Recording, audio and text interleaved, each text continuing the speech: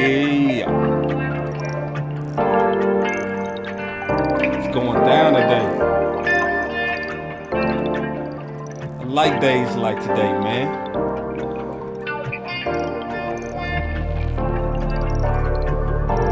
We got some of the best in the building. Oh.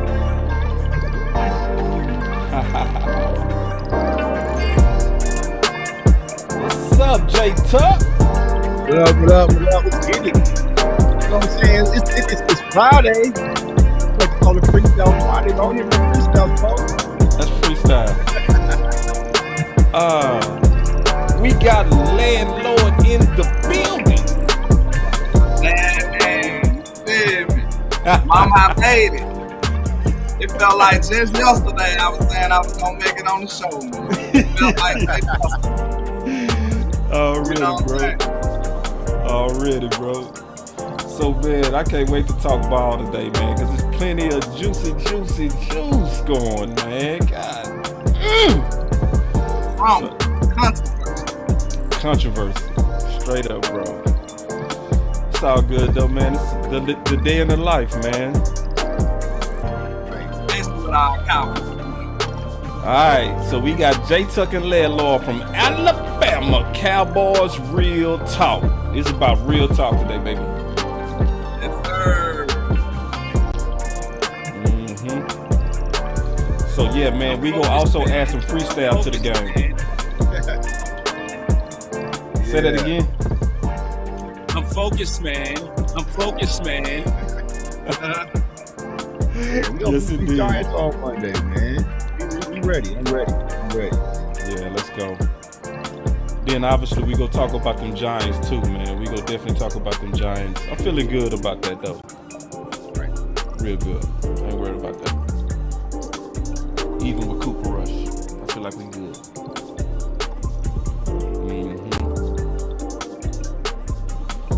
Yeah, but man, y'all was in the chat, man. Chat lighting up already, man. The chat lit already.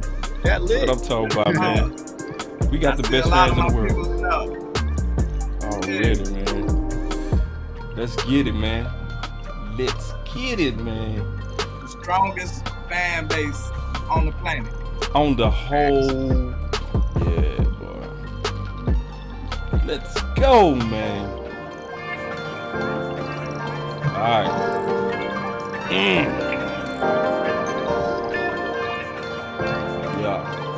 I'm focused, man. We got about to draw some hashtag calls. Man, we got to get J Tuck and Landlord to spit something. That's gonna happen one day. Ain't no talk goddamn, man. That's gonna happen one day, man. Them boys got music all in their soul, bro. Trust me. Let's go.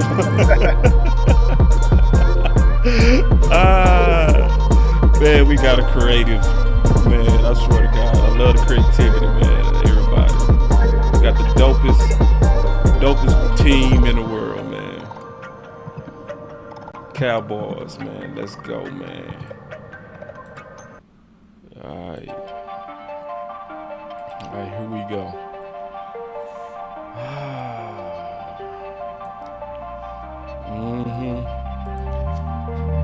What's up, everybody, man? We got a good team today, man. Can't wait to obviously talk ball with you guys. And we got a little bit of a first time situation sitting right here. So we got my boy Landlord in the building.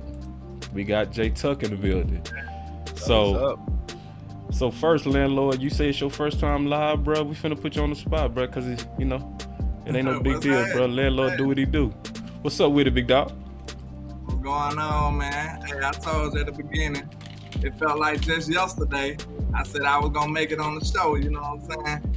Hey, but it probably was yesterday, but you did. Because yesterday you was talking about you had your pinky in the air, man. You know what I'm saying? You know, sitting with my cup with my pinky, with my pinky out. You know what I'm saying? All right, man. And then obviously we got J Tuck, man. We got one of the best, man, hey, stars. Man, But that's beautiful though. You know what I'm saying? I say it for this reason. You know, you put Landlord on the show for the first time live. I remember when Skywalker put me on for the first time. I was nervous as hell.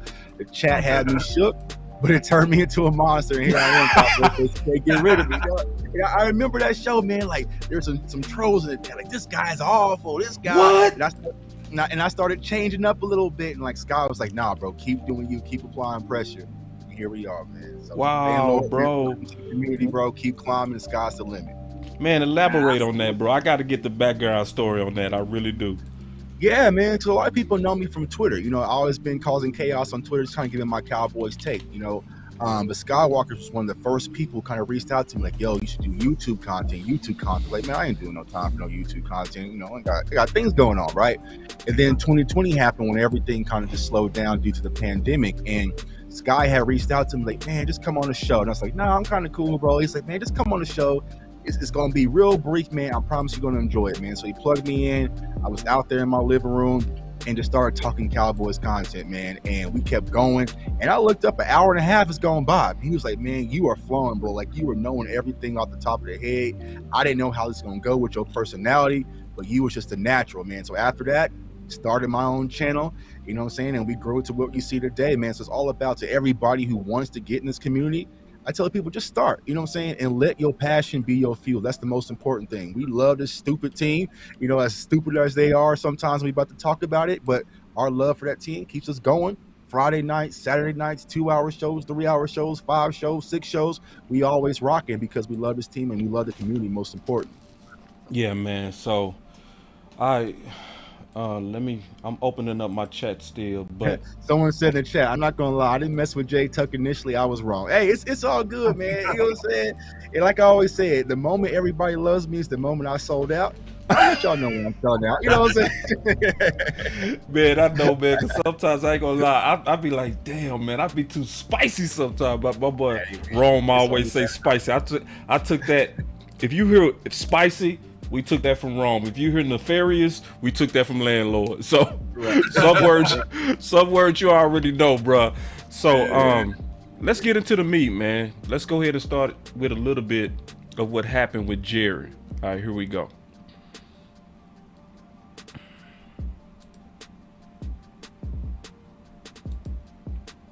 Street fight in New York to get up there and come out there with the win.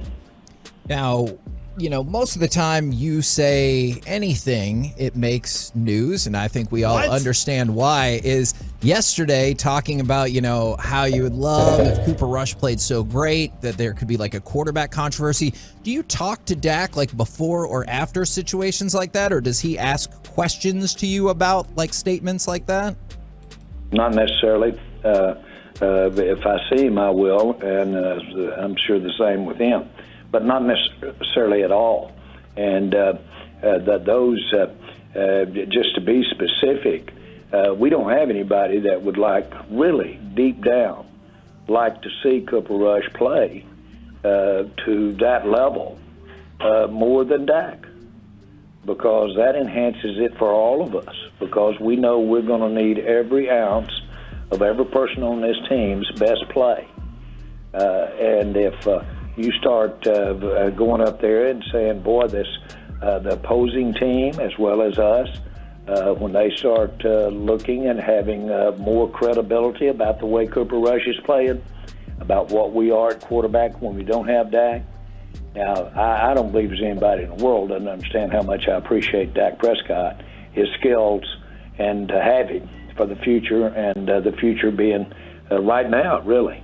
So, but the point is that if players play at a level to where you've got people debating how are you using them with their skills, or as to who ought to be out there and who are not when they're playing at that level, that's positive. Did you feel that same way? I'm just kind of curious. I know we're going way back. You feel that same way back in the day about Romo when he was watching Dak's progress along the way back in 2016? Well, of course I did. I was in awe that after Romo got hurt, we were all in the tank, and then Dak steps out there at preseason game again in Los Angeles in the Coliseum, and boy, he throws that ball down there on a back shoulder, and Dez gets it, or whoever caught it, and our whole team was out on that field, 15 yards out on the field. Michael Irvin, I said, did you see that play at Prescott?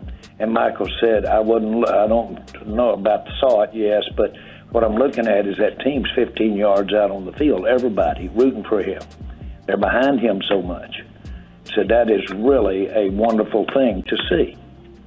And so if it had been a game or two games and Romo had been back out there, it might have been a different story. Because Romo still had it, make no mistake about it.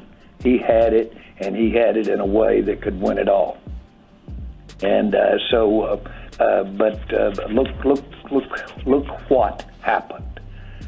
Dak got his opportunity. He took it and ran with it to all of our benefit. He's one of the top handful of quarterbacks there are. And so all of that is what happens sometimes. And that was the context that we were talking about that, and everybody around there knew it. Hold on. And, like, it would be awesome if the table was set for Dak to walk in, but you really would ultimately want Dak to come back in, not miss a beat, as long as everything's going along with winning, right? Absolutely, especially with the difference. Let's get the difference in the Romo thing. I spent a lot of time yesterday talking about how Dak got here with Romo as the quarterback. And again, one of my biggest shortcomings ever, one of them, of many, is to have had Romo and not won a Super Bowl. But the point is that we're not talking about that much time here. Dak is already out there going through the motions. I'm hopeful that he'll be there. That's another thing that people have gotten out of context here about predicting that he can get back or not get back. And all of that's conversation. All of that is what is the interest in what we're doing, the team. All of that's positive. But the difference specifically is that Dak here has just a matter of, if you will, now a week or two, as opposed to an extended period of time when Romo and Dak were in this same situation. All right, man, let's talk about it. So I'm going to kick it off with you first, J Tuck. Obviously, that came from 105.3 The Fan. We got the full link in the description for anybody that want to go listen to the full interview. I always say that you should cross-reference what any one of us say by the whole context. That way we kind of hearing them out fully, because none of us want to be taken out of context. So I always put the descriptions in. I'll put the full interview in the descriptions every time so that y'all can get that. But go ahead, Tuck. What's your thoughts on that, big dog? My first thoughts is why. You know what I'm saying? Why? Like, why can't Will McClay ever get these interviews? Like, you can't never ask Will McClay about what's going on with the Cowboys. Isn't he in charge of player personnel development? Like, let Will McClay step in front of the mic. In other industries, y'all, there's this word called diminished capacity, right? And Boss, I'm sure you're familiar with it. Means like elderly people, like in finances, like they got to have power of attorney. You can't just talk to elderly people if you're a financial advisor or you're an insurance agent. You know what I'm saying? Because they're out of their damn mind. Jerry Jones is 80 years old, but every day they are putting a microphone in front of this old man's face to get these clickbait titles. Now, I understand crazily what Jerry was trying to say. He was trying to say if Cooper Rush was to go off on a 10-game win streak like Dak did, right, and put them in a situation with controversy, he would welcome that because that means that the Cowboys are winning and playing well. But you have to know how the media is. All they heard was Jerry Jones welcomes a quarterback controversy, and here we are. So when it comes to Jerry's standpoint, it's like, man, just be quiet, bro. Like, just let it go. Let's say, hey, Dak is our quarterback. Cooper Rush, we trust him to step up and play and fill the void until Dak returns, and leave it at that. But he has to go on and on and on. And of course, we know the media is going to cherry pick. So balanced.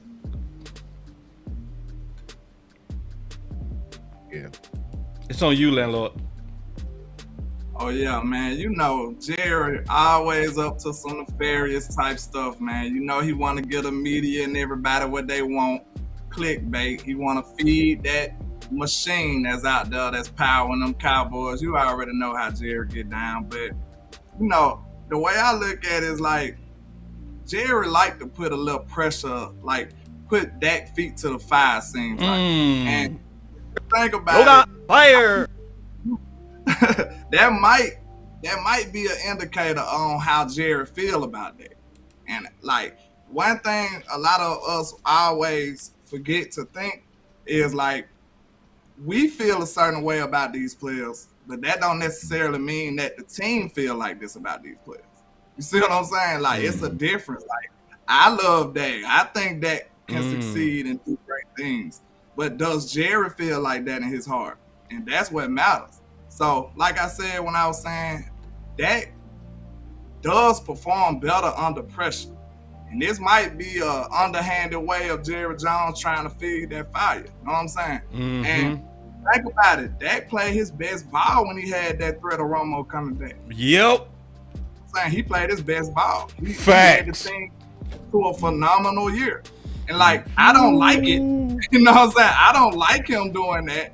But if we get the better results out of it, then, you know. Then I like it. it. Is what it is.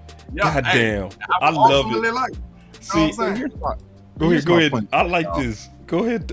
We watched that game on Sunday. It wasn't like Cooper Rush was out there carving things up. He scored on the very first drive and never again. So I don't understand where all this hoopla is coming from. Like, it should have at least been there last year in the Minnesota game. But what we saw versus Cincinnati, y'all, was not good. You know what I'm saying? Like, he led the first opening drive. Tony Pollard used his God-given ability on the second score and did what he had to do. We didn't score the entire second half, and there were so many opportunities for an interception that the Bengals just dropped. Like, Cooper Rush was just blessed and highly favored on Sunday, right? But you got 3 and 4 more games to let it ride out. So why are we acting like Cooper Rush is on a 4 or 5 game win streak when this should even be a conversation? This shouldn't even be a topic of discussion right now.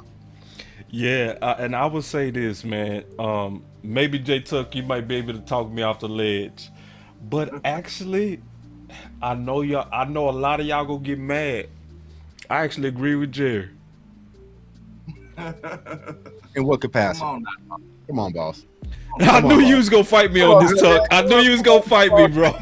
I know it's Friday. You freestyling. Come on, boss. Yeah, but and from this standpoint, from a leadership standpoint, like Landlord said, Dak played his best ball with pressure on him.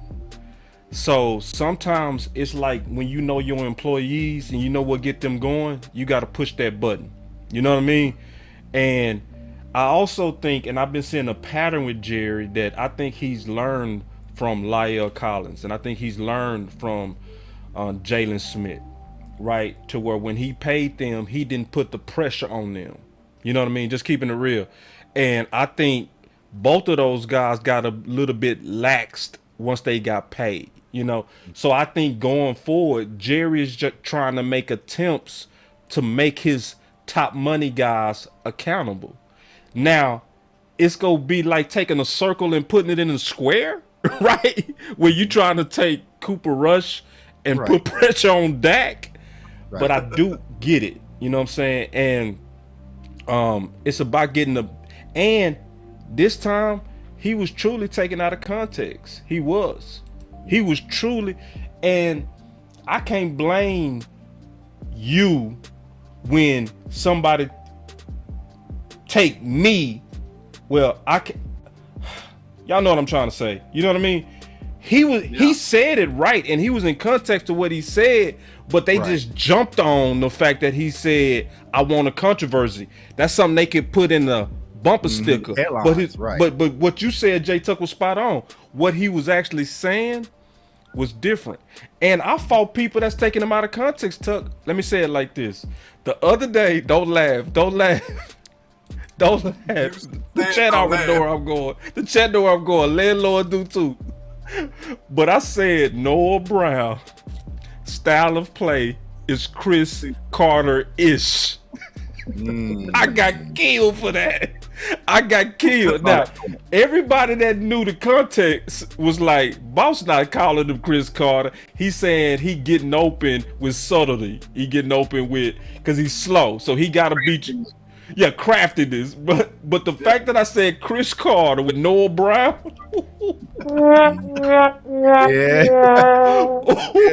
They still ain't let me off that, bro. All words. Like, yeah. And I meant well. I wasn't trying to, and I was in context, but did people give a damn? No, sir.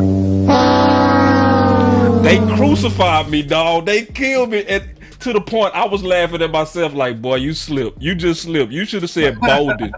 But what's y'all thoughts on that, man? I'm not really pushing back. I'm just saying, I think Jerry, honestly, after I thought about it, I was like, Jerry right on this, man. You know, it's like when he wrong, I'm go. But when he right, I'm gonna. Go ahead, Landlord.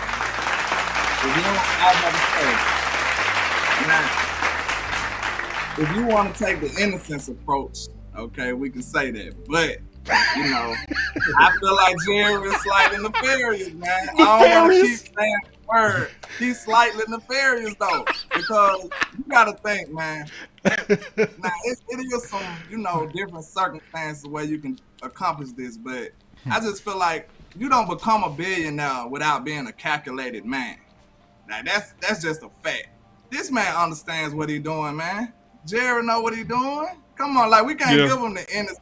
Well, I can, bro. He's just living life, and we just taking him wrong. Nah, come on, man. Jerry know what he's doing. Could you? Okay, Landlord. Let me ask you a question, bro. Could it be that you got trust issues? You know what I mean? Just keep it real. Oh yeah, I definitely got trust issues. I definitely got trust. Now look, we've been traumatized being with Cowboys. Come on, man. We've been traumatized. Everybody should have trust issues. Yeah, you know what I'm saying? Yeah.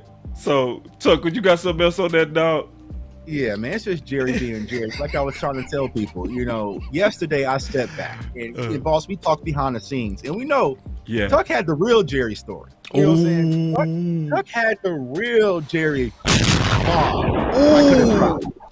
And I decided not to, right? I've been sitting on it, never dropped it, right? And I sat back and watched that interview yesterday. And I was like, I'm sitting here, little old me, J Tuck, trying to protect the Dallas Cowboys from a media circus, from all the scrutiny, from all the pollution, and just focus on football. But here's the owner talking about it. Yeah. Here's the owner talking about it. And I was like, what am I doing? So my viewers who caught my show yesterday, they know the real story of what Jerry said that really would have shook the airways about Mike McCarthy. Yeah. Hey, go ahead and say it on my live. All right. So we gonna talk because we family, right? So I was at the game on Sunday, right, versus the Bengals, and I was downstairs in the Miller Lite area, right? So Jerry Jones comes through, and this is no cap, this is no clickbait, this is all authentic. I got it right here on my phone. So Jerry Jones walks by, right? And my mom's like, yo, Jerry, what's up? You know, I need a job. And he's like, can you run or can you catch? And she's like, nah, I can't do that. I want to work in the front office. And Jerry Jones says, I'm going to be needing a new coach soon. Ooh. And it's all here on cam. It's all here. It's right here, y'all. It's right here, y'all. You know what I'm saying? It ain't me. It ain't me lying. It ain't J Tuck capping. You know what I'm saying? It's right here. No. No.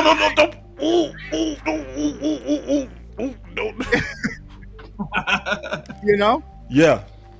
And so that's what it is. You know what I'm saying? So that was the real story. But it's like, yo, I'm sitting here trying to protect this team, trying to protect the front office by keeping things. There was people, y'all, reaching out to me, trying to pay me for his clip. I was like, nah, because I don't want the noise. And I sit back and here's more noise. I was like, nah, we're going to talk about it. So we talked about it yesterday. And those are the questions that really Jerry needs to really be asked. But we'll see, you know. And that's so big. Like, that's so big, bro, what you said. It caught me off guard. It caught us all off guard. Keep talking, bro. It caught us all off guard because, honestly, you look at the video clip, I always turn around because he was about to take a picture. Right, so I turned the camera lens and I was trying to switch it to photo and hand the lady behind me to take the picture. And he said that, and luckily it didn't switch yet. And he was like, I'm going to need a new coach soon. And everybody was like, did he just say that? Did he just, what did he just say? And everyone was like, did you get it on camera? So we all huddled up and listened. It was like, boom, right there on camera. You can hear him. saying I'm going to need a new coach soon. Unprovoked. No one asked him about no coaching situation. Nobody asked him about anything.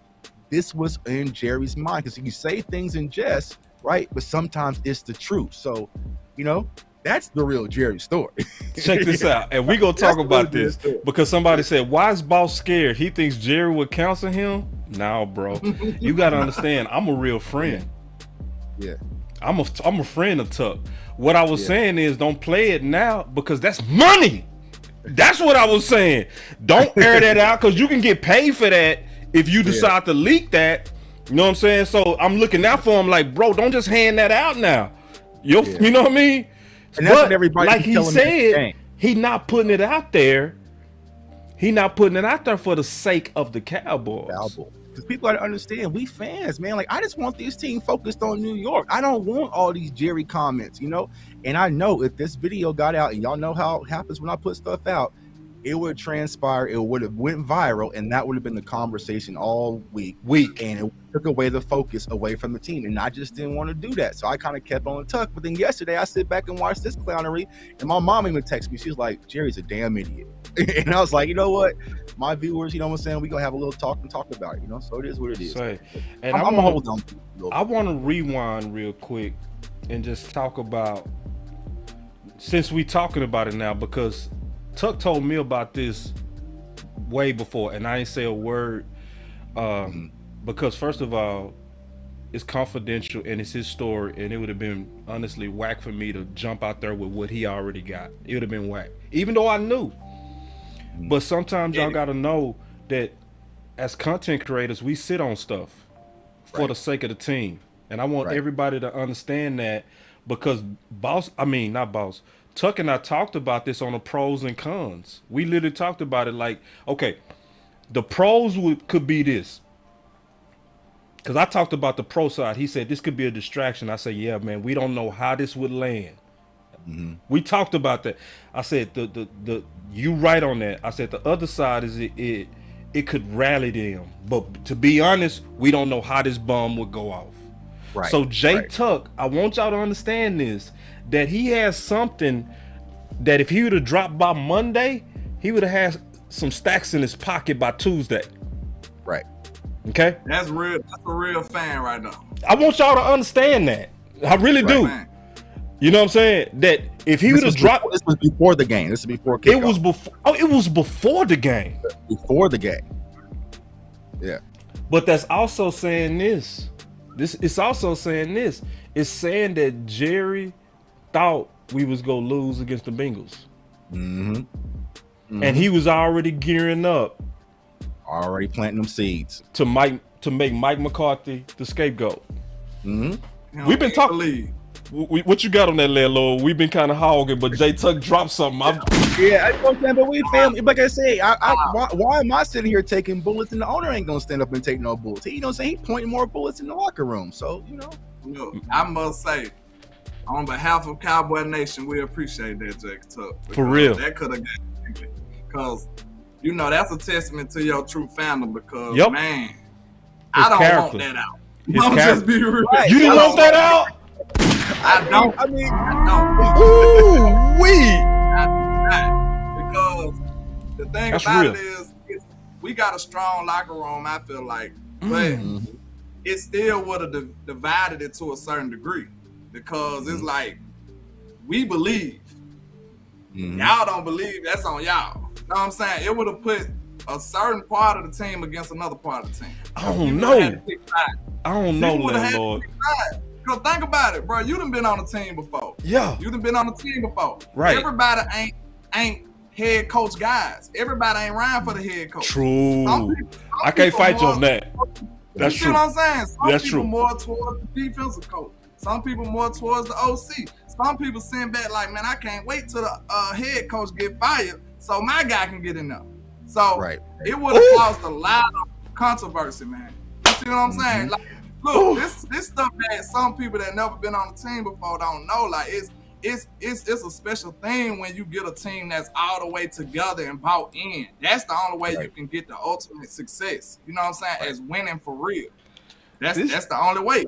this show is way more fire than I thought. And Oh, Landlord, you freestyle, yeah. Landlord, you gotta talk me off the cliff a little bit. Cause let me tell you what I was finna try to shoot you real quick on something.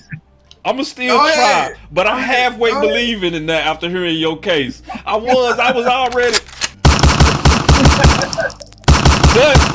But I'ma say it Hey, anyway. you know, Already you know, knowing I'm that in I took an L, kinda. But this is what I was saying, and me and Tuck talked about this. I said, what if this rallied him? Like, remember that movie? Damn, man, what was that movie with Charlie? Major League he's talking about? Major League, like Yeah, where yeah. them owners was trying to tank, and then they was real sorry, but they rallied together because they was like, they trying to get us to lose so they can get more money. Right. And they came together. You know, we don't know the That's true right. culture of that team, but landlord, I've been in locker rooms, and you too, Tuck. I can't fight with what you said because I've been in locker rooms. I've been in locker rooms. That's so basically I tried to make my case, but And then most importantly, y'all, I didn't want Mike McCarthy to vote. You know what I'm saying? Because if you asking this question, if Mike McCarthy hears that clip, imagine how it's gonna make you feel if you heard your boss saying, "Yeah, we about to get rid of Tuck. We about to get rid." You know what I'm saying? He'd be like, "All right, well, F this job." You know what I'm saying? I ain't helping Kellen with nothing. I'm not helping with no. You know what I'm saying? Like you just ready to go. You getting your resume and it's waiting for the inevitable to happen. So it's like I just didn't want them going through that situation. I wanted them focused on this season. Stephen Jones ain't focused on this season. Jerry Jones ain't focused, but I want the team focused on this season. So that's why I decided to step up and take the bullets for Cowboys Nation. I see everyone in chat like, damn, Tuck, you should got your money, man. I'm good, man. I'm blessed. You know what I'm saying? So it's like, I love this team, bro. And I just didn't want the distraction. So I was able to sit on it. But it was frustrating seeing y'all gonna cause a circus regardless of what we do. So you know, Your that's fandom great. could never be questioned. Your fandom could never be questioned from here on out. yeah, he really. Stop. Shout out to Man. J Tuck, bro. Like he really, and this is the thing about it. He thought it through. Yeah, I was calling boss almost every 5. But what about, you know what I'm saying? I was like, you know what I'm saying? Because me, luckily, y'all know me, bro. I was getting ready just to post it on Twitter right then and there. Yeah. You You I was in the crowd like, no, hold it. So they were trying to get, you know what I'm saying? So they kind of paused me and made me really sit on it for a little bit because I was already about to hit the upload button. YouTube, you know what I'm saying? Jerry Jones already tweeted about it. But then once I kind of got back to my seat and thought about like, nah, man, it's going to be a huge distraction. It's going to be a huge dark cloud. What can possibly already be a dark cloud if we would have lost that game. So it's like, nah, Tuck, just chill on it. You know, we don't need all the pollution. We want to be focused on football. So, you know. Yeah. And Instant viral. that would have been so viral. Yeah. That would have probably beat the Brittany Griner situation. Or Yeah. Pretty rainy. Yeah, that would have outdid Brittany Griner. And see, I'm telling you, I didn't know you was gonna break this out. Tuck, you I mean, shocked me. I said because I see people in the chat, they already kind of know. You know what I'm saying? Oh, okay. It's new. From yesterday. I want to say this From your show yesterday? Yeah, I did a show. I ain't heard You know, I did it kind of early on my show. You know what I'm saying? But it's just like, but I think it's something that people needs to know because when we start seeing the tea leaves kind of fall when it comes to Mike McCarthy, he's already being set up. It's a dummy mission. You know? Ooh, can you please, and I mean that, expound on that, please, bro.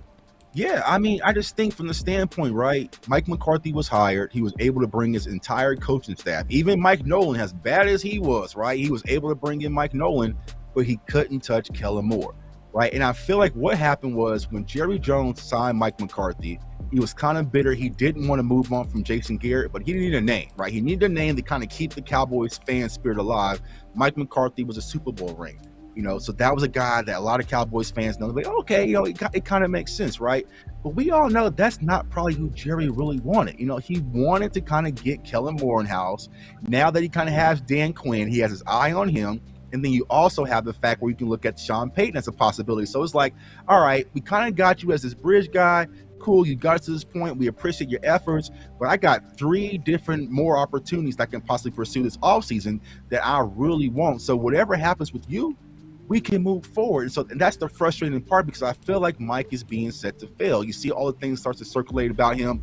He's lazy, or Mike McCarthy don't know the play sheet. Yep. This is a man who's been in the NFL for almost damn near 20 years. He don't know the play calling sheet and the language. Crazy. He knows the language, but you're starting to see those subtle shots start to fly at Mike McCarthy and set him up on a dummy mission so he can be the guy to blame, and they can bring in whether it's Kellen, Dan Quinn, or Sean Payton, and it's easy to fall off. He's being set up, y'all, which is kind of frustrating from a Cowboys fan's perspective, because, like, I want to see our coach in the best position to win. You know what I'm saying? You brought him in to win, put him in a situation where we can show what he can really do, but, you know, it's unfortunate.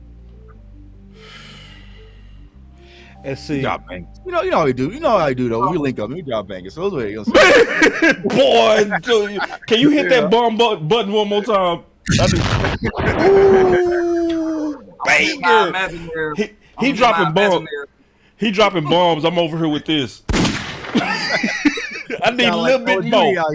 I need a little bit more. I'm about to go get me a bigger button because this ain't working. Yeah, I need that. I'm over here talking about ping ping. No, man, I need to get something a little bit better than that. My landlord with the super chat, he said, Coach, landlord not normal, landlord free Big Mike. I've been thinking about free Big Mike, man. I think we need to add free Big Mike McCarthy on that. Just one more word. Look, one more word. Because people don't know who Big Mike is. Say that again. Can I go over that? Why I say that? Yeah, of course. Go. If you got time. Look, I feel like it's two Mike McCarthy's, like in theory. Mm-hmm. You got Mike McCarthy, then you got who Mike McCarthy actually is. You got Cowboy Mike McCarthy, then you got Big Mike. I feel like Big Mike is the guy with the beard and the shades. He's like a whole vibe, you know what I'm saying? So this just in my head, you know I'm kind of crazy now. Yeah, you creative. Creative as hell. Big Mike is the guy with the beard and the shades. He feeling himself. He on his own kind of vibe. That would be Mike McCarthy without the puppet screens. You know what I told you?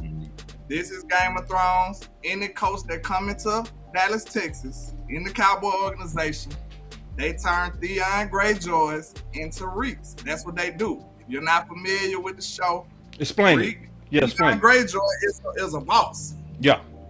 Reek was a slave. You know what I'm saying? Yeah. And he was a willing slave.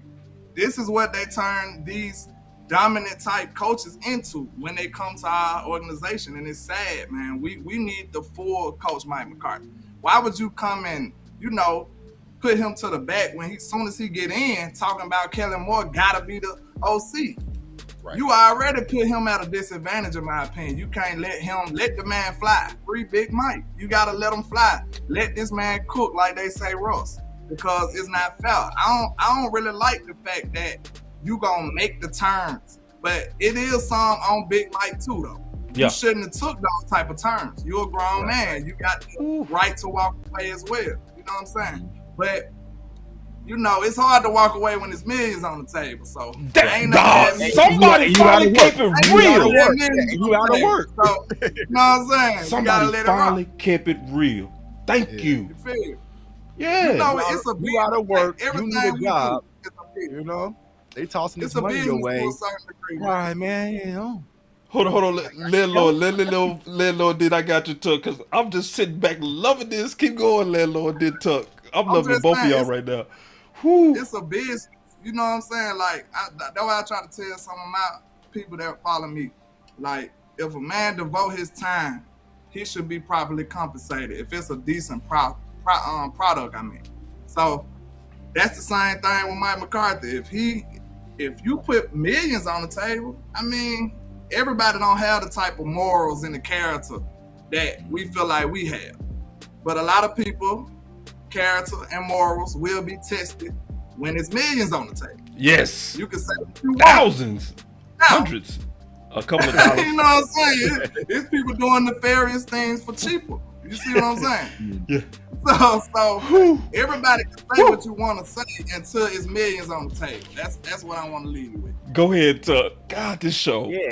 And that's what I'm saying. Because a lot of people say, well, Mike should use his leverage. He didn't have no leverage. You know what I'm saying? Because he could have possibly set out and see there was other opportunities, right? But you've been out of work.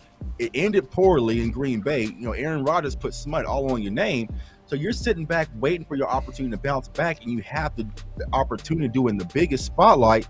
And they say, you know what? You got to just keep this offensive coordinator. Like, sure, why not? You know what I'm saying? Sure, why not? But I feel like from the Cowboys fans' perspective, the sad part about it, we're not getting the full Mike McCarthy. So I see everybody in the chat talk about Sean Payton this, Sean Payton that. Tell me we getting the New Orleans Sean Payton, I'm fully on board. But if we getting this micromanaged, sitting up there, you know, with Jerry and Steven during press conference, Sean Payton, I'd rather just keep my first round draft pick versus sending that off to New Orleans for a coach. So, you know, the most eye-opening situation I saw with Mike McCarthy when I was like, bruh, I feel sorry for this man, was a few years ago, and it came to Aldon Smith. And someone had asked him, like, hey, what's your thoughts on Aldon Smith? He's like, yeah, I like what Aldon's bringing to the team. He was great for us. We're looking forward to having him back. Stephen Jones said Aldon Smith will not be returned. Mike McCarthy said, well, that's news to me. You know what I'm saying? Like, bro, like what is going on? Bad, you know what I'm saying? Like, it's just, you pretty much just overstepped this man right here in the middle of a press conference on national TV and told him, nah, a player is actually gone that he possibly considered keeping. He has no power. You're not getting the full capacity of Mike McCarthy. So it's like, you know, but he'll be the scapegoat. He'll be the human shield for whatever happens this season. Can I add one thing? If you got no, keep going. Yeah, I just want to say, everybody, most people done worked before, so we understand that. You know what I'm saying? It's a totem pole. You can't just overthrow these bosses. It's a way. It's a proper way of doing things. And in the Cowboy organization, it seems like that's not what they follow. You know what I'm saying? If Mike McCarthy say one thing, somebody else saying something else. So you know that's why it's a hierarchy in most businesses altogether, because you need a solid, consistent leader. Like, a lot of people underappreciate leadership.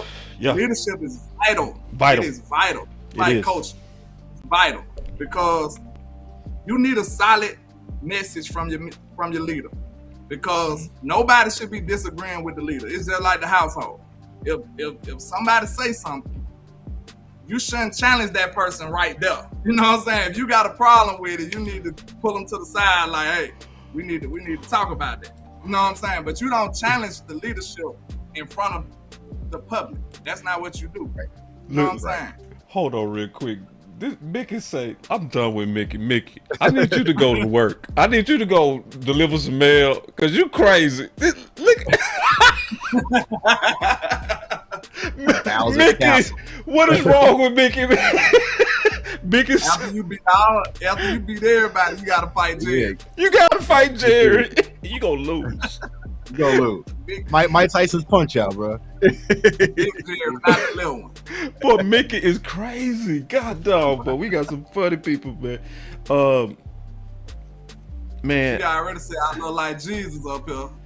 She on fire tonight. See, because I'm really trying to put my head around this, and I'm trying to think, okay, if the world knew that he was premeditatedly looking at get rid of Mike McCarthy, could that be a spanking that does us good?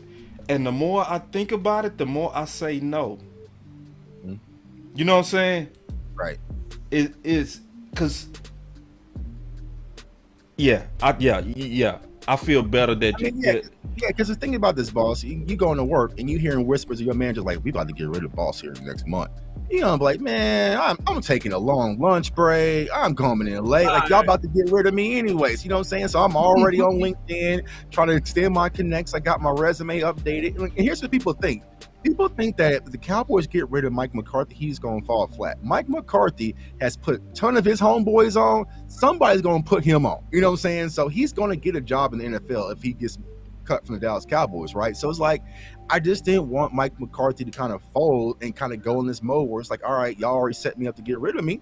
It's human nature if he did. I couldn't even fault the man if he did. So I just don't see any good coming out of it, y'all, to be honest with you. Yeah. I think the more I think about it, right, I'm glad you kept it in your phone, bro. Yeah. And now if I end up missing next Sunday, man, y'all go look for me. They done took the Illuminati. Yeah, man. Y'all come look for me if I end up missing, man. Because this is what a lot of people don't know too. People think it's just Mike McCarthy. It ain't just Mike McCarthy that's neutered. Dan Quinn is also neutered. Mm-hmm. He's neutered too. If you look close and just think about it, who you think brought in Fowler? Right. What? Definitely. And then, like we said before, we've all played on teams. What happens when a coach bring in his guy? Let's just talk about our experience. When a coach comes in and bring in his guy, Tuck, what happens? He's already implemented. He's already been stamped. You know what I'm saying? He ain't Yeah. got to work as hard as everybody else. He got a sponsor. And we always talk about that on your show and my show. You know, who has a sponsor? You're not going to bring in Dante Fowler and he's not going to be on the active roster. You know what I'm saying? Like, soon as Dan Quinn says, that's my guy, go get him, and brings him in, he's already solidified on this team. So it's like, yeah, you know, once you get that sponsor, you're a made man. And that's what some people don't have to understand, but it's just the way it is. And we didn't see that. You know what I'm saying? Mm-hmm. We did not see that with Dan Quinn. And that's how you know he's also neutered. Just keeping it real, right? Like, you know, so it's one of those things that, and we not losing hope. That's not what's going on. Because you know, Landlord, Mr. Optimist, for sure. Oh yeah. He Last Mr. hand Optimist. He is an optimist fan. Like him and Tuck got the same spirit. Not Tuck, Rome. They very optimistic. But both of those guys are also very realistic. You know what I'm saying? Yeah. And you can know your team and still be optimistic, but we got to be honest with what we seeing. And another example of it, when you see Anthony Barr come in and they put 42 on him. That tell you everything. Now, who playing like they the real 55 right now? Barr. Anthony Barr, yeah. Anthony Barr is acting lights like out. he the real 55. Right. And then Amp said if management keeps mismanaging good coaches, then Dallas may become good coach repellent. I don't Facts, know. bro. Facts. I mean, they gonna come, but it's like I think it from Sean Payton's standpoint, right? You can come to Dallas, yeah, we all know it's a star, right? But you're gonna be micromanaged. You're not gonna be able to fully, you know, go get the free agents and be aggressive like you are, or you can go somewhere else, like, you know, Cleveland or whatever. You know what I'm saying? We have full control. Your word is your word, whatever you want to do. So I feel like Cowboys fans got to understand, like, the Cowboys might not be as attractive for coaches that we might think it is. Because why? Nobody wants to be micromanaged, controlled, have your owner and his goofy son sitting at the podium with you during camp and during press conferences. You know, it's just, things have just changed in Dallas, man. So it's going to be hard. Like, if they are going to go get a coach like Sean Payton, they are going to have to fully say, you know what, it's yours, have at it, and completely change the philosophy. But I just don't think Jerry and Steven can do it. Because they tried with Mike McCarthy. They was out the kitchen for a little bit in 2020, you know what I'm saying? But then they started poking in. Is dinner done yet? You know what I'm saying? Yeah. Jack went down with that injury. Okay, well, you know. Yeah. They meddling like on Scooby-Doo. They just gotta know. I got some more Jerry. All right, so here we go. Let's get some more Mr. Jerry Jones. Here we go. Here it is. Did you look at last night's game or maybe even the week before and you look at what Amari Cooper did and you think, maybe that was not the way to go? Well, Amari Cooper would. The issue with Amari Cooper was how much we were paying him and what we could do with that money. Nah. Completely. And Amari Cooper is a good, a real good player, top player, and should be able to be on any team there is in the NFL. But do you want to allocate that much money to it, or do you have that much allocation, or would you rather have a better offensive line? Had you rather have a better pass rush? You can't have it all, man. You can't have it all. Go ahead, Landlord. See, when he said what you can have with the money, like, Mr. Jerry, what exactly did you do with the money? I mean, come on now. I need some help with this because I don't understand. Like, he's saying he was gonna do something with the money. What has he done with the church's money? That's what I want to know. Church. See it. Right. You know what I'm saying? Like, he said, okay, we got Fowler. Granted, what? That was, you know what I'm saying, 2 for 1 with him and Washington. How much that was? We still one of the highest salary cap teams out here. I know we top 5. You know, I don't have my references in front of me, but I know we at least top 5 in salary cap right now. We got plenty of room. We got plenty of space. You know what I'm saying? But it's being pushed to the side. It's not being utilized. That's a problem. Tuck. I'm gonna say this, you know, boss. If I'm the owner and you gonna be my GM, you my son, I'm gonna make sure our stories are in sync. You know what I'm saying? Oh, like, God. I mean, at least like huddle, like, hey, when they ask us this question, this is what you gonna say, and I'm gonna come back and echo it, right? But Steven and Jerry say completely different things. Go back to Oxnard and they have it at that podium, right? I thought it was about availability. You know, it wasn't about the money or anything. It was about availability. But then here in September, it was about the money. Right. So then you ask Jerry Jones, what did he do with the money? He said that he had to use it for the offensive line and for the defensive line to get edge rushers. We all know that wasn't the case. They brought in Fowler. They re-signed Dorrance Armstrong. They did all of that. With Amari Cooper on the roster, you signed no offensive linemen. Everybody was still under contract, right?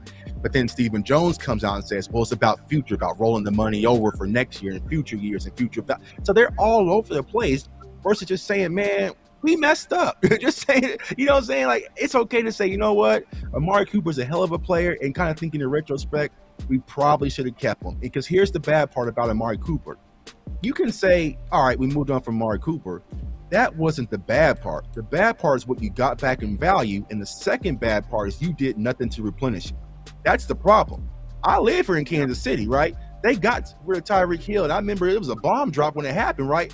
But look at what they all got back with the value of moving on from Tyreek Hill. They damn near revamped their entire defense, you know what I'm saying, with that one move. And Cowboys, we got Matt Waletzko, who ain't playing.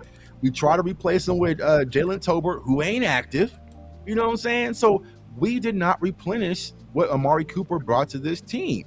And if it was about availability, tell me, who's been more available, Michael Gallup or Amari Cooper?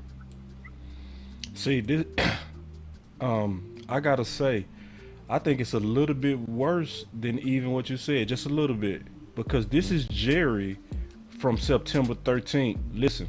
But look to your basic receivers. Yeah. You immediately would go to Amari Cooper, or you'd go to Wilson, those 2 receivers. You could criticize us there because we didn't do well in our pitching and catching out there the other night. So he actually admitting right there. See, he forget what he say, Right, Chuck. he lied so much he forget what he's saying. That's what I'm saying. He forget what he say. Right. Let me keep playing it. I think we'll. I think if certainly we get Dak back, we've got a chance to do better there. Gallup's on the mend, coming quick. But if I were going to critique it, I'd say looked like you might have been shorter than you could have been had you kept Cooper. On the other hand, you were paying Cooper $20 million a year, and you basically. I know that I've had it put up there both ways and come back at me. It feels better when you're not paying out the $20 million than if it happens to you and you are. Great complete answer again. Great complete answer again. Oh my bro. They be gassing, bro. Wow, he completed an answer. It was a complete answer. Way to go, man. You know what moment? See, that's why they ain't gonna let us on there, man. Because me and Boss would be like, hold on. Hey, they would got us about that station. But what was the difference? Let's talk about the difference. Where was this humility coming from? The loss. Remember, 9-13 was after the loss. Right. So then people felt like telling the truth that day. Yeah, but now we won, and it's right. Beat on your chest a little bit, you know. And then check this out. Me and Jay Tuck talked to Isaiah and Jay Novacek about this one. It is remarkable that you guys lost 3 or 4 really fine players and you still have one of the most talented rosters in the league. I don't know if that's ever been done, Steven. Well, I'd start with, we would have not had other guys here had we chosen different directions. I mean, I know for sure we wouldn't have had, we wouldn't be looking at, Fowler and Dorrance Armstrong, guys like that on our team. You're probably not necessarily looking at having a number 1 and a tackle had you made a different decision, and Tyler Smith, which we're certainly glad that we do. Losing both, losing Connor Williams as well. I mean, you certainly feel when you lose a Connor in the IL, you need to do something about that in the draft, and we certainly did with Tyler, and thrilled with his progress. Obviously going to be our starting left tackle there day one. Some of those things, I think caused us to make moves that I think we'll look back on and say, hey, I'm glad we made that move. And certainly, if we keep Amari, I don't know that we're able to re-sign Gallup. And wait! So he's saying it's either or. Right! And see, Tuck, you saw me bring that. You saw me bring that to them dudes. Right.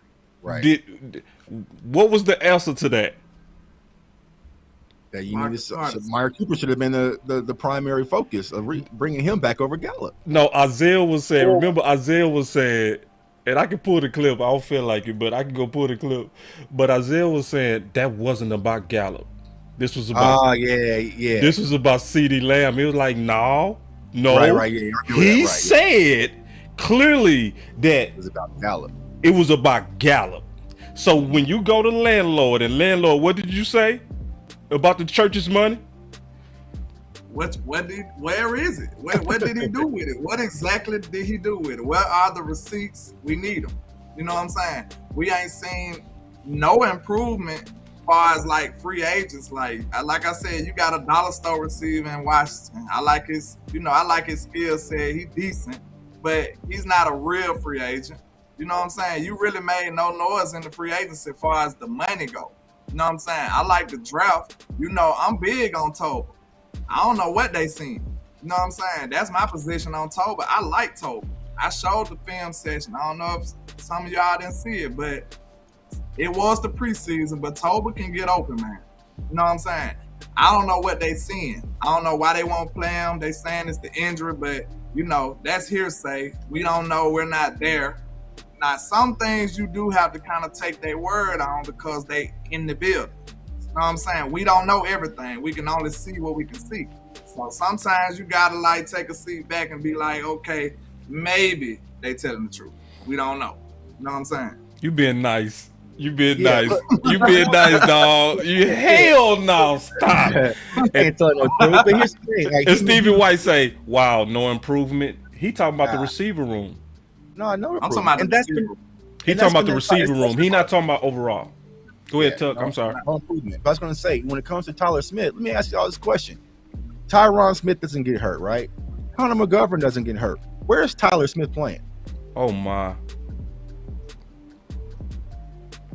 He's not playing. The only reason we are seeing Tyler Smith do what he's able to do at the left tackle position is due to injury.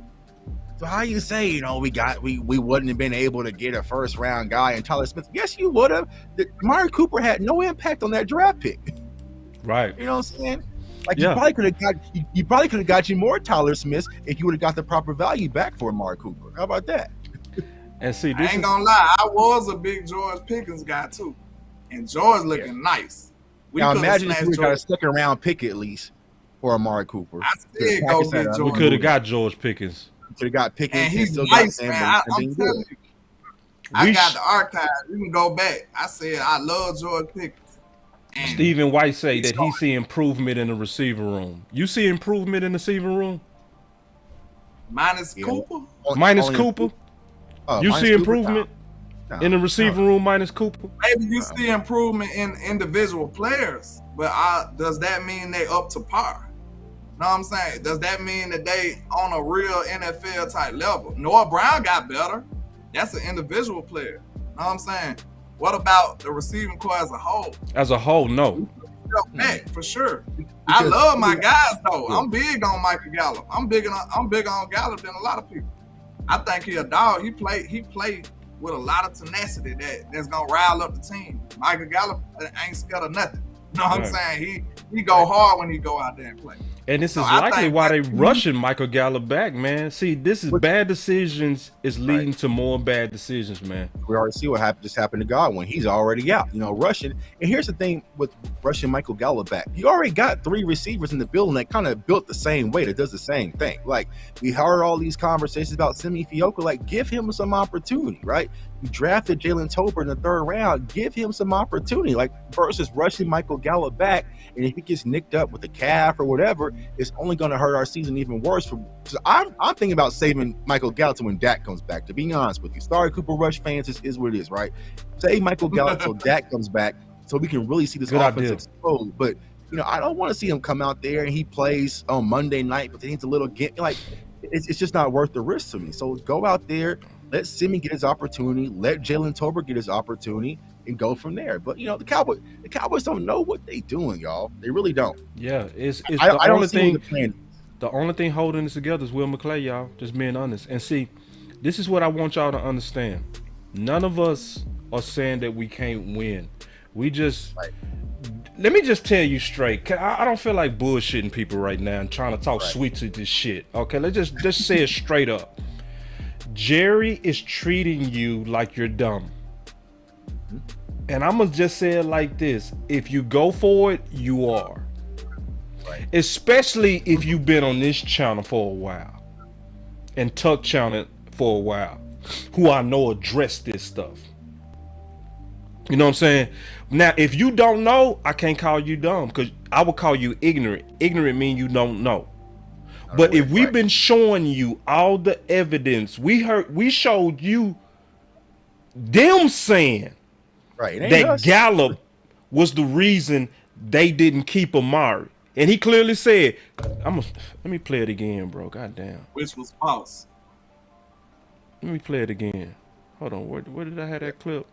Yeah, here's right that's here. What Jerry has to understand. We way too educated. I think caused us to make moves that I think we'll look back on and say, hey, I'm glad we made that move. And certainly, if we keep Amari, I don't know that we're able to re-sign Gallup. And I mean, it can't get no clearer than that. So where did the church's money go? On Gallup. And then you got to ask yourself just a simple question. Would you rather have, let me just keep it simple because I posted this today. Would you rather have Cooper, what he did in the first 3 games and the pace that he's on for 2022? Or would you rather be hoping that they're not putting Gallup out there too early for 2022? And let's look at this chart real quick and talk about it. Because it's a whole lot of Cowboy fans that was falling for the media spin. Because when the media was sucking up to Jerry in front office, they were saying, well, Amari only had 865 yards. But those of us like J Tuck, Landlord, myself, we've been preaching, bro, it wasn't him, it was the targets. Now, isn't it funny that now that you targeting him, he's on pace to have 153 targets if they keep the same trend from the first 3 games, which puts him at 108 catches. He will have with Cleveland more catches than he had targets with the Cowboys. And then, I looked at some more stuff, bro. Go to receiver. Go to lines. That's a real good place to look. Lines. Guess who number 1 right now in the league in catch percentage per target? The guy we let go. He catches 70% of the targets that come his way. 70%. Dude, I'm gonna tell you right now, that is better and on par to what Cup was doing last year. And I was showing this last year. I was showing that the percentage of team snaps went down. He was only on the field 68% of the times in 2021, and his average targets was 6.9 versus Cooper Kupp was 11.2. But then people would say Cooper Kupp is just way better. No, he was used way smarter. Right. Sean McVay is a madman over there on that offense. So, and then some people like, let it go, boss. Let it go, landlord. Let it go. Let it go. He's gone. See, y'all, listen, you got to put it all. It's going to be another one that's going to be right. The same. So now everybody's talking about Noah Brown's better than CeeDee Lamb, right? Because CeeDee Lamb is going to be y'all next victim. You see, that's why Rockwell took. He always beat me to the punch. I'm trying to make the case. I'm trying to really build it up. He be, shut up, boss. Let me sum it up. My bad. No. You just know your content, dog. You just way ahead. He next, y'all. Yeah. He next. So yo, let it go. Let it go. Get off of it, landlord. J-Tuck, get off of it. He's gone. You need to let it. See, no, it's a number one that's still in his system, though. That's showing signs of frustration. Boss, you need new content. You talk about the same things too much because we're seeing the same problems. Right. No, notice, y'all. I know what I noticed on Sunday. CeeDee Lamb didn't even do his first down celebration no more. He's that frustrated already. He didn't. It's like, man, just give me the damn ball. You know what I'm saying?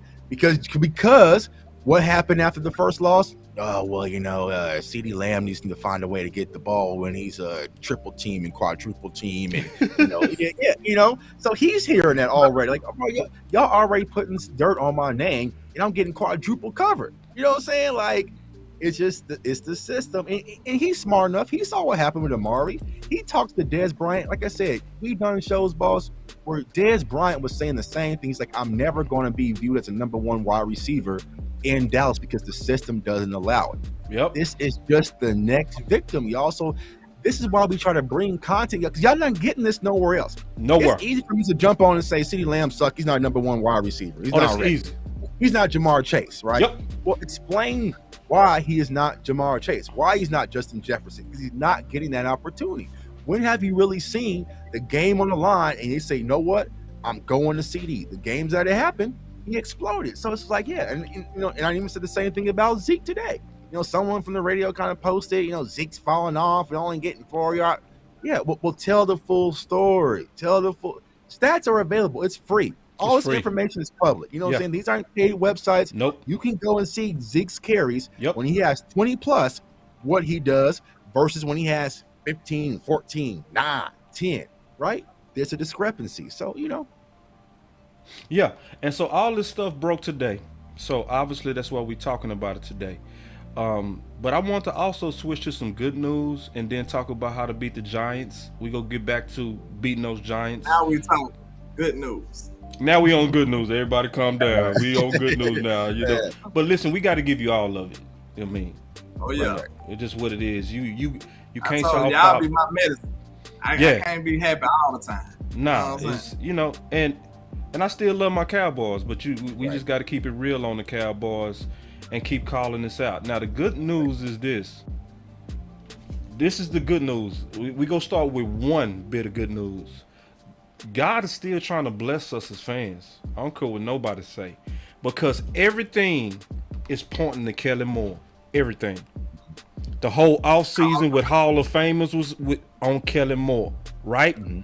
Now Mike McCarthy came out and said, I'm going to do a lap with him on that call sheet on those 15 play scripts. It was successful, which points to him not being successful, right? Jay Tuck has some evidence that he could have dunked, but he didn't. That was still, would expose them with Kellen Moore. It's a lot that's pointing to Kellen Moore. So that's good. So that puts pressure on him to run the ball. So it's sad that it take all that, but it is. The next thing that I want to talk about that's super good news is this dude. Oh, yeah. And I want to ask y'all a question, because the OC said something Now I want y'all to hear me on this. Don't take me out of context. But I want y'all to hear me on this. We definitely taking you out of context for sure. That's okay. That's okay. I can handle it. I promise you I can handle it. I'm thinking this dude is run Rashawn Slater-ish. Yeah. I'm thinking he Rashawn Slater-ish. I'm also thinking that he was the 5th graded tackle. Right now, the way he's acting like a pro, as a professional, this dude was the number 1 tackle this draft. That's a case that we can easily make right now. Y'all want to join me on that case? Yeah. Yeah. I ahead, like this tape I seen in college. Oh, my fault. I like this tape I seen in college. And one thing a lot of people underrate, man, is football is a large amount of it is mindset, man. You must have the right kind of mindset. And when I seen him interview, when I seen his first interview, I was like, I like this dude. I was convinced because I know talent plus mindset, you can accomplish some great things. Talent alone won't do nothing. It's a lot of people got talent. You know what I'm saying? That's why I made a metaphor on my channel when I said, if you don't think mindset plays a large part into success, you must never watch Little League football. Yeah. You know what I'm saying? Because you'll see a big kid that just won't do nothing. You know what I'm saying? But you got a little dude over here, he just knocking heads off. That be your mindset, man. You know what I'm saying? You do great things when you believe you can. You know what I'm saying? And when I heard Tyler Smith interview, I was like, man, I believe this dude gonna be nice. And I seen his tape. I was liking what I seen. He got aggression. And he's, he ready to fight. I like what I see from Tyler. I was never concerned about him starting. And I ain't stand on the hill about it, but no lie, I never was concerned.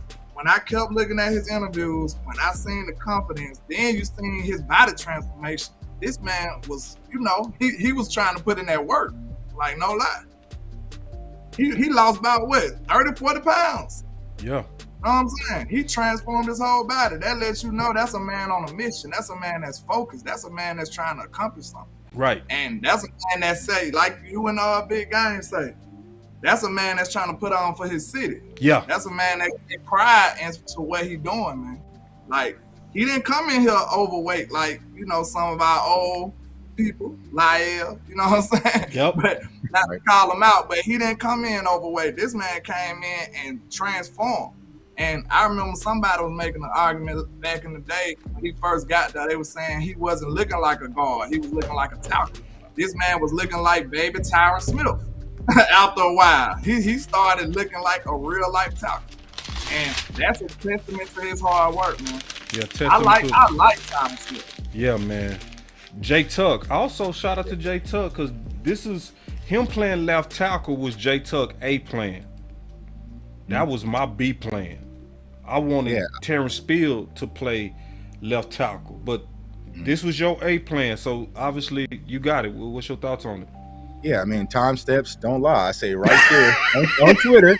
I said on February 16th, 2022, replaced Tyron Smith with Tyler Smith, left tackle from Tulsa, is on my pet cat alert. So when I scouted Tyler Smith early in the draft process, I think where I differentiated from a lot of people, I viewed him as a left tackle. Like, I was looking at him as a projected left tackle. I know a lot of people say, no, he was a guard tackle. He was I saw him as a left tackle. He just had some upside with him because he was very young, very green. And people forget when it comes to Tyler Smith, there was an opportunity for him to enter the transfer portal from Tulsa to Alabama. If he would have played at Alabama this season, he's probably been a top 5 pick. You know what I'm saying? So the Cowboys got value for him. The reason I was kind of frustrated with the pick is because, all right, you drafted this left tackle in the first round. We had more urgent needs if you're not going to move on from Tyron Smith. So, you know what I'm saying? So that's where my frustration was.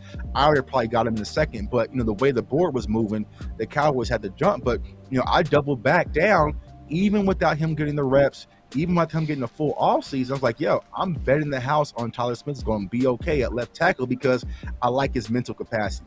he's always talked about, like, man, he's glued to Tyron Smith, he's glued to Zach Martin, he's glued to everyone in-house, Dak Prescott. Like, he wants to learn, he wants to grow, he's going to put in the work.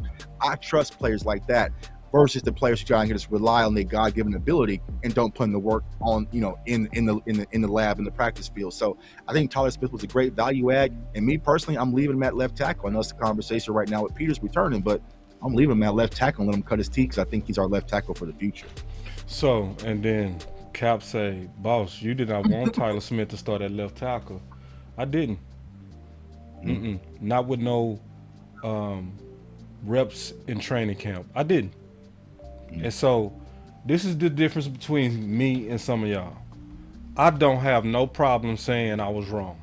Facts. I have no problem. You know what I'm saying? Now, everybody that heard me also say this was my B plan. How many plans did I actually have? Yeah, like 8. Yeah. I had 8 plans. Yeah. So how off was I when this was my second one? You know what I'm saying? So when me and Tuck debated this, we was debating that the best 2 plans. You know what I'm saying? And I'm happy as hell that he was way better than I expected. And I'm happy as hell that he prepared way more than I expected. Just keeping it real. You know what I'm saying? So no, I didn't want it. I didn't. I thought they was throwing him out there. It was risky. It was hella risky. You know? And he held up. He did. Like, even though Dak got hurt because he got out of his stance late, I'm still not gonna blame him on that, because I said, and I did say, I said, expect at least, and don't panic if you see a sack come off of him. Right. You know what I'm saying? Yeah. Don't panic. And I'm not panicking. And shout out to y'all. Y'all didn't panic. You know what I'm saying? But no, I didn't want him at left tackle, and I own it. I'm glad they was right. I'm glad they bet on them, and I was wrong. So that's what people got to understand. It's not us versus each other. We just trying to put our best ideas together. That's it. To help this team win. If it would have been, hell, put Matt Waletzko out there, and Matt Waletzko came out there and balled. Well, I'm the biggest damn Matt Waletzko fan on the planet. You know what I'm saying? So Cooper Rush. Yeah, Cooper Rush. If Cooper Rush came out and turned into Aaron Rodgers Monday, bro, I was out there beating on my chest talking about Cooper Rush on Sunday too. You know what I'm saying? It is what it is. You know what I'm saying? Yeah, we all gotta understand. Just keeping it real, we all go be wrong. So that's what happened. See, this is why we be fighting over stuff that we shouldn't be fighting over, like who better between Zeke and Pollard, who better between Rush and Dak, because some of y'all done bet against Dak because of Romo, and you still trying to be right. So you see, if I was, so basically just look, follow J Tuck lead, follow Landlord lead, follow my lead on this. Hey, we want to be wrong on bad predictions. Trust me. Right. Thanks. Trust me, we want to be wrong on bad predictions. We all do. I want them Joneses to be right on the system. I want them to be right about Amari Cooper. But damn, they wrong. You know what I'm saying? But if they right, I will come up.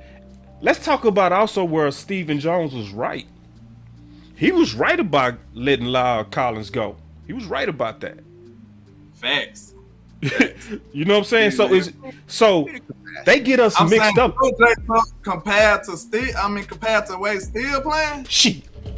You can't tell me Steele won a better tackle on that field Sunday. You can't. You can't tell me that. Yeah. So he was going up against Micah though. He was going up against Micah. Right. And then see, he trying to take credit for Gregory. We ain't gonna let you take credit for that because you basically just botched the contract at the table. Right. Now you trying to rewind it and try to act like it was a premeditated thing over money. And you trying to sell us that you got more value by letting them go. Okay, we'll let you stick with that. But we know better. And you was wrong on Amari. So, but they go be wrong and they go be right. And I've always said this about them Joneses. I feel like they 90% right. It's just that 10% that kill us. Wrong, say hit hard. Hit hard. And they'll never admit it. They'll never admit it. They'll say, nah, we messed up the market. He might, saying if you see something happen when Amari Cooper kind of wins a Super Bowl or something like that, like they did with DeMarcus Ware, that was one of my biggest nightmares. And, letting D Ware go. They'll do it, after the fact. But as of right now, man, they gonna just kind of sweep it on the rug, sell you on somebody else until then. So, we all right, we all wrong. It just happens. It just happens, man. It's a judgment business. You put so many ideas. Boss drop a damn near video every day, 2 live shows. Like you not gonna miss. You know what I'm saying? Like me, I'm getting all the tweets, right? Tuck, you said Jalen Tolbert was good. I thought Jalen Tolbert, I was kind of calling the president of Jalen. You right. No, you still right on that though. I'm just the system is failing him. No, the system failing him. Right. You right on him, bro. I don't think it's him. I just I don't know what to say when people ask me why you not play. I'm like, it's that system, bro. And that's why you talked about this, Tuck, when Steven was saying we put too much on their plate. Right. They try to get them to do too much. They try to want to do everything. Play outside. Play. That's the option routes. Option route. You know what I'm saying? He's probably like, whoa. What's going on? Exactly. And then they come and say special teams too. Like, God damn. Landlord, you play receiver, man. Talk about them option routes, bro. And just you gotta be on the same page with the quarterback, right? And then we already know we got inexperienced receivers. That's not a good combination. You know, right? That's like Mike McCarthy said. It goes back to when I said about the hierarchy. Why is your head coach disagreeing with his own philosophy? And that's what he gonna be judged as. Like that's why I don't want to get too crazy on here, but that's why I never like company men. Because if I'm gonna go down on my ship, man, you gotta take me. My way. You know what I'm saying? Right. Why would I go down taking your advice? You know what I'm saying? I would be a fool. So sometimes you gotta hijack the situation and say, hey, you're gonna get the full landlord. You ain't finna get the micromanaged landlord, because if I'm finna fail because of myself. Instead of being know what I'm saying? Instead of taking advice from y'all. Think about it, because if you succeed, regardless, they gonna just clap. They ain't gonna care if they win. Like you say, Jared say run the ball, because he underhandedly calling plays and stuff. But Jared say run the ball, and you say, nah, I'm finna throw a bomb, and we win the Super Bowl. You think Jared gonna be mad? Nah. You gotta hijack the situation sometimes and just do you. And that's something that's very hard to do when you being micromanaged under the Joneses. It's just the truth. Our last subject, man, is them little giants. So before we get into that, man, I already know how the chat work. I don't know how many people we got because I didn't look.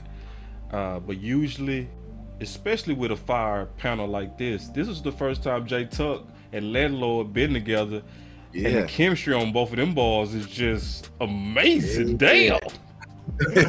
Like Landlord, like this is the first time. I can't tell, so I know how it is. Y'all come in and it's 171.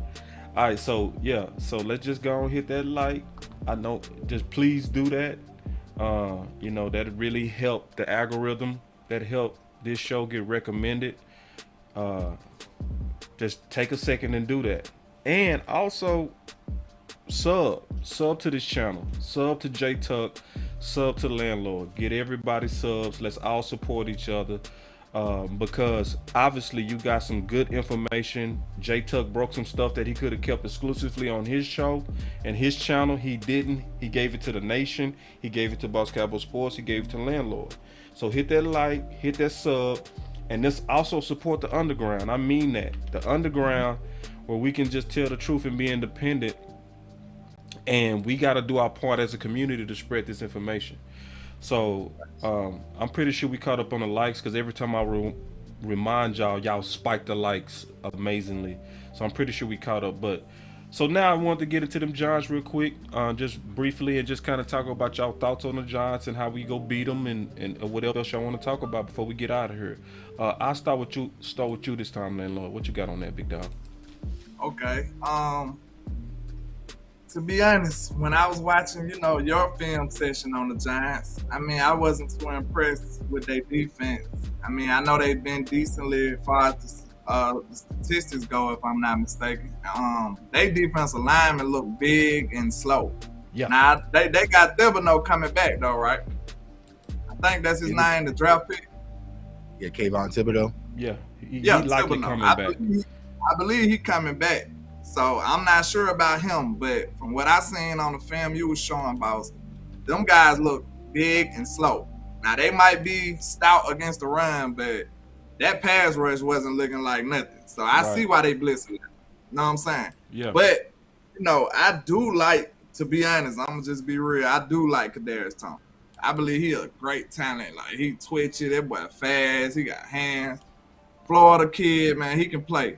But I'm not too concerned about Daniel Jones. I just said I'm working on a video. I said Daniel Jones don't have the steady hands to pull off a procedure like that, like throwing the ball. You know what I'm saying? He just can't, because Micah gonna be at his throat. You know what I'm saying? Micah gonna be at his throat. He's not gonna be allowed to work down the field deep at all, in my opinion, because Dan Quinn, I believe, I don't know what the name of that offensive lineman, I think he number 64. He was getting bullied. And we gonna have to line Micah up in front of him and it's gonna be over with.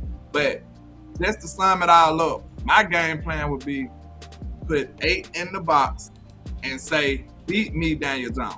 You know what I'm saying? I'm calling your bluff. Beat me. I'm putting 8 in the box. Saquon is amazing. We hate the Giants, but we football fans first. We fans of the sport first. You know what I'm saying? Let's just be honest. The dude is nice. If he can stay healthy, he's a very, very talented back. Put 8 in the box. You know what I'm saying? And beat me, Daniel Jones. I challenge you to a duel. Let's see what you got. You know what I'm saying? For real. Oh man, what you got, Tuck? Yeah, I think when it comes to the Giants, man, this game on Monday night is going to be fun because they 2-0 and they fired up. You hearing Giants fans kind of poke their head out a little bit and show us a little bit of pride thus far. And they trying to change the culture. They're going to try to white out the stadium and do all that. So I'm very curious to see how the Cowboys are going to respond in this type of environment. But when it comes to winning the game, man, this game is going to be won in the trenches.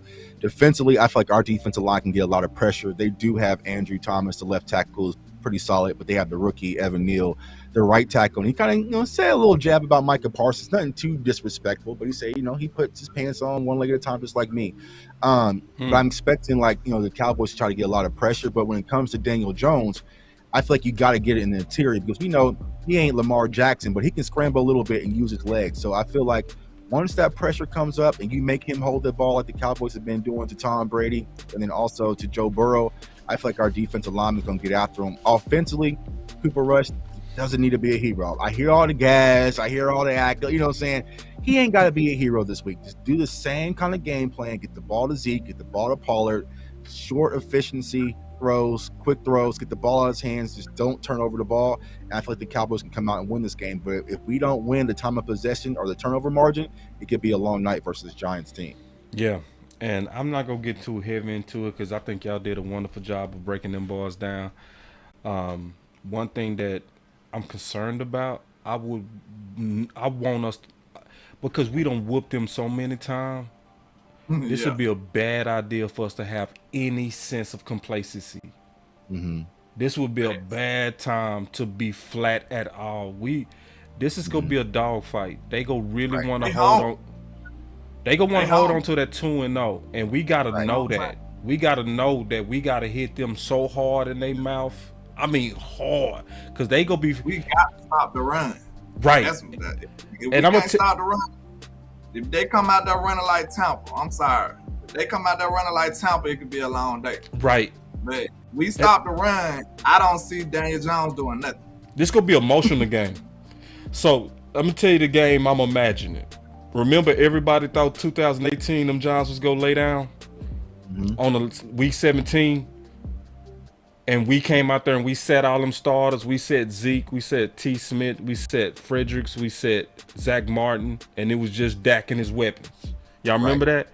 That was a damn good game. Right. Yeah. And that wasn't a good Giants team, but they was playing with heart. Fight. They will fight. It's gonna be this is gonna be a classic. I think this is gonna be a classic on Monday. Even if you go back to 2020 before the Dak injury, like the Giants was banging with us a little bit, and then they ended our season pretty much in 2020. And then you even go to last year, like the game at home, the first game, like they was going competing with Dak until Daniel Jones got knocked out the game. So they ain't going out easy. So I, Cowboys fans saying 40 and this, like I don't see that. This is gonna be a battle, y'all. That's why we got to respect it. I do wonder, like, the one thing I do look at though, how many points do y'all think this offense can muster up though? I'm talking about the Giants on our defense. I'm very confident in our defense. I really don't see them scoring too many points. I could be wrong, but like I said, the first factor is to stop the run. But worst case scenario, how many points do you think they could put up on this defense? 14 at the most, dog. That's my point. So like I said, my coach Pop said, have the appropriate fear. Basically, it means respect. You know what I'm saying? For your opponent. But, you know what I'm saying? I just don't see how they can muster up too much offense. Now, Tony did knot us up last year. You know what I'm saying? He had a big game against us, Kadarius Toney. And they having some controversy with their wide receivers though, because you heard Galladay kind of spoke out about not getting involved, and I had some New York Giants guys on my channel. They said Tony kind of flustered a little bit as well. So yeah. So that might be in our favor. Right. Yeah. So they said Tony's a rapper. He more focused on rap than football. It's like it kind of nice. All right, man. What's y'all fighting words, big dog? Yeah, far as we talking about far as the Giants anything or whatever. I mean, everything, man. I really enjoyed this. Like I said, I'm a rookie. You know, this is very new to me. I'm not new to just talking in front of people. You know, I kind of struggle with it on my channel because it's pre-rehearsed and all that. But I can naturally do my thing a little better when I'm just keeping it like barbershop type vibes. You feel me? But I really enjoyed this, man. It was an honor to share stage with you and Mr. J Tuck, man. Like I said, I was kind of, sleep on J Tuck because I went on Twitter. I know he big on Twitter. Stay on Twitter if y'all, as long as y'all can, man. If I was on Twitter, I would have been on J Tuck content, I'm sure. You know what I'm saying? But I seen him as of late, but I'm talking about like in years ago. I probably been on him probably like a year now. But like I would have been on him. You know what I'm saying? But yeah, he can do his thing, man. I really appreciate y'all giving me the invite, man. We had to do something for the people, man. I hope they enjoy it. Yeah, man. And let everybody know where they can find you, bro. Oh yeah, Landlord from Alabama with the same handle on all social media, Twitter, Instagram, everywhere, man. Just holler at your boy, man. All right, and somebody say Landlord look like Roll with the locks. Man. Special K. What's up, Special K? All right, J Tuck, man. What's your fighting words, big dog? Yeah, man. I just want to say, man, I appreciate you, Boss and Landlord, man, for having me on, man. It's fun. Always rocking with Cowboys Nation. Everybody in the chat, like I said, it wasn't an easy decision this week, but like I said, I put the team first and I put us first. And hopefully it pans out. Now, if they mess around and start getting, I'm like, damn, I should have took that. But yeah, man, I appreciate the team, man, and it's all about. Yeah, hey, I ain't gonna lie, y'all, because I was on the phone yesterday with TMZ for a little long. You know what I'm saying? Like, it was some serious things coming my way. But I put the team first. But like most importantly, like I said, I appreciate everyone who follows the content because like we're able to have natural conversations that you might not get in other places. And like Boss's title is for him and OC, we're just trying to find solutions. That's it. You know what I'm saying? His solution might not be the way, my solution might be the way. I don't give a damn whose solution it is, as long as it works and it helps this team win. So that's what it's all about. So Cowboys fans, take Sunday off, get ready for Monday night to beat the Giants, a division foe. But we got to get this game. And for people looking to find me, you can find me at JTuck151 on all social media platforms. My channel is CFO Sports. We got the CFO Sports Talk merch store, CFOSportsTalk.com. Use the code CFO Game to get 10% off, man. We got a lot of drippy clothes out there, man, drippy merch. So use that code to get 10% off. If you're a college football person, I also cover the Kansas Jayhawks, who are 3-0, surprisingly. So tomorrow I'll be in the booth covering the Kansas Jayhawks versus Duke football game, not basketball. So it should be a fun time, man. So like I said, I just love the platform y'all giving me, amplifying my voice in the community, man. And salute to everybody out there.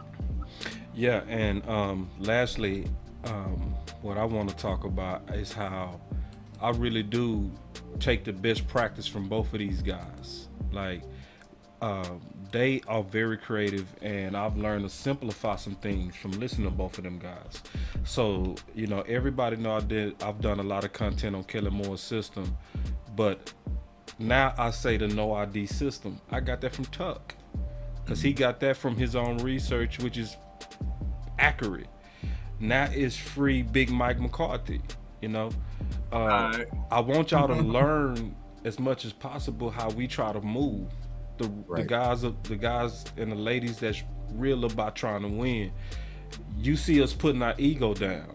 Like, it was J Tuck plan A to move Tyler Smith to tackle. That was my plan B. You know what I'm saying? And I'm gonna give him credit for that, and all of that, because it's not about trying to upstage him and vice versa. It's just like he said, it's about we putting ideas out there. We all just doing the best we can, So I want y'all to kind of peep that, because the nation is too divided, just to be honest. We divided over Pollard versus Zeke. We divided over Romo versus Dak.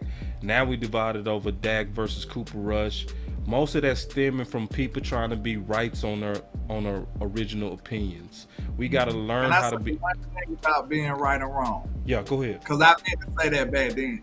Like, the people be try to be so critical on us YouTubers about us being right and wrong. I just say give us the same kind of courtesy you give these draft people, because they be wrong all the time. Give us the same courtesy. Our life is on film. You know what I'm saying? What y'all said about all these first round quarterbacks, they was, these gonna be the next Peyton Manning, this gonna be Roger Staubach. You know what I'm saying? Like, what happened to that? Y'all don't be under the post attacking them. You know what I'm saying? I just say give us the same idea. I might stack my top 50 board versus Mel Kiper. Let's see. Ooh, you know what I'm saying? Like, all I'm saying, I'm telling you, I be wrong all the time. I'm not afraid of being wrong. If we was afraid of being wrong, we wouldn't put our ideas out here. Is y'all crazy? Like, this is what we do. We should be wrong sometimes, you know what I'm saying? That means you ain't challenging nothing. You ain't bold enough. You don't have enough courage to challenge. You know what I'm saying? So just give us the same courtesy you give some of these reporters, you give the draft people. We're gonna be wrong. And like, can I say one more thing? I swear I ain't trying to haul. I got called a racist on my channel because I challenged LVE. I got called a racist. It jumped from me being, they skipped over a hater. They skipped over the not knowing football, not being positive. They skipped all them steps and went straight to a race. And then he had the nerve to say, I'm going to answer.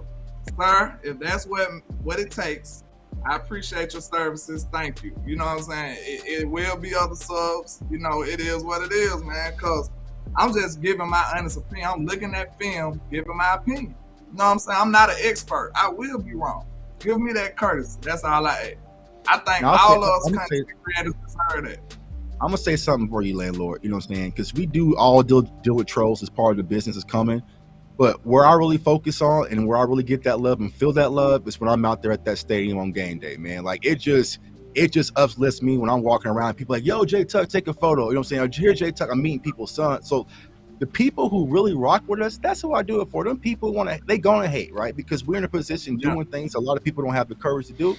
Let them hate. You know what I'm saying? But for everyone who sit here and watched our show for 2 hours, donates, buy merch, like, I do it for y'all, man. And I appreciate that support. And I'll never let them trolls, them people down there, ruin the respect and dignity I got for y'all. So that's just something a little negative for me. Facts. Yeah, and somebody said, keep the table round 100. We can't and won't use the round table. Y'all already know that. You know what I'm saying? It's no way possible that I would jack those homies for a well done brand. I'm not gonna do it. And I ain't gonna even have none that sounds like that. You know what I mean? But I'm good with the ideas now. I got some ideas now. Yeah, but I figured y'all would like this. I knew y'all would like this, and I just put it like this: you never know what could happen in the future. I just put it like that. You know what I'm saying? It's if we was to do something that would be like the final word of the round table, trust me, this type of talent would be on that. I would definitely say that. You know what I mean? And more. So we'll see. You know what I'm saying? We got a long season. Like, I'm gonna just put it like this. I'm gonna put it like this. The final word started from a Waffle House. We was all sitting in Waffle House, and Law pulled out his camera, and we didn't know we had chemistry together. We was just talking football, but it was so good on camera, and when we put it out there, it was just an overwhelming response. It made us put our heads together, like, say, bro, Right. It's my favorite show. I ain't gonna lie, on YouTube, Cowboy. I love the final word. That's why I'm in there. You know what I'm saying? I'm in there. Yeah, but I'm just saying, you never know. You know what I'm saying? I like the chemistry that we had, man, and that's what it was about. What was it true chemistry? I say hell yeah it was. I sat back and I was listening more than I was talking today. I was So anyway, man, I appreciate you guys being on here, man. Y'all definitely keep up with these guys. Landlord, J Tuck, man, and also finally and lastly, J Tuck, shout out to your integrity, bro. For real. I want to finish with that. Shout out to your integrity. Yeah. You're real. You know, please never change, bro. Please. Cause all I know, bro. God, bro, because, you know, most of us would have took that TMZ money. You know what I'm saying? Like, give me that money. Wildfire out here. You know what I'm saying? You know? But you put your team first, bro. And shout out to you, bro. I really do appreciate your commitment to the Cowboys. And I would say you loyal. So that is loyal. Fault in the damn team. Yeah. Toxic relationship. But everybody, man, y'all stay up, man. Ooh, man, Landlord and J Tuck, boy. Let me hit that. Show some fire. Yoga fire. Boss Cowboy Sports. Oh, we got a super chat on the way up. Voice matters. Yeah, man, I knew y'all boys would get some good. Boy gave $10. Say Landlord and J Tuck brought that fire, man. Throw them boys some fire on the way out, dog. I know they did. For real, dog. I love it. Montana. Yeah, man. Shout out, big dog. We gonna do this. We gonna figure this out. It might take us a couple of weeks, might take us a month, but I promise you, something gonna happen. I smell it. I see y'all with the fire. Yoga fire. Boss Cowboy Sports. Let's get it, man.